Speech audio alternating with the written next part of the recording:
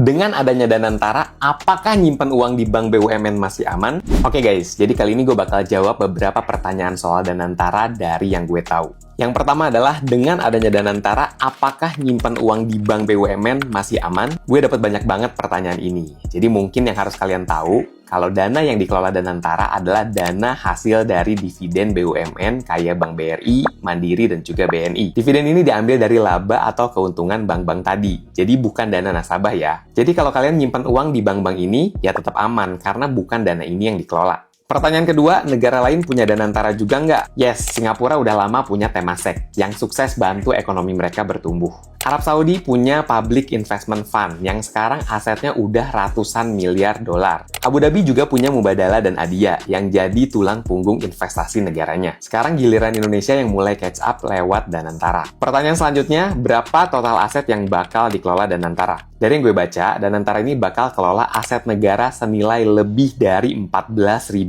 triliun. Tapi menurut gue, yang paling penting itu bukan seberapa besar asetnya, tapi siapa yang ngelolanya. Untungnya kalau kita lihat, Danantara dipimpin sama orang-orang profesional yang kompeten di bidang investasi dan ekonomi. Semoga mereka bisa menjalankan tugasnya dengan baik ya. Soal transparansi gimana bang? Gue tahu banyak yang khawatir soal transparansi. Dari yang gue baca, Danantara ini nantinya bakal diaudit sama BPK dan KPK. Jadi, kalau emang benar, harusnya transparansinya bakal terjaga ya. Terakhir, menurut gue dengan adanya Danantara, ini langkah awal biar aset negara nggak cuma numpang lewat, tapi bisa tumbuh dan menghasilkan manfaat jangka panjang. Karena sama kayak kita, negara juga butuh passive income. Tapi ini menurut gue loh ya. So, gimana menurut lo soal Danantara ini? Kalau masih ada pertanyaan lain, silahkan tulis di kolom komen.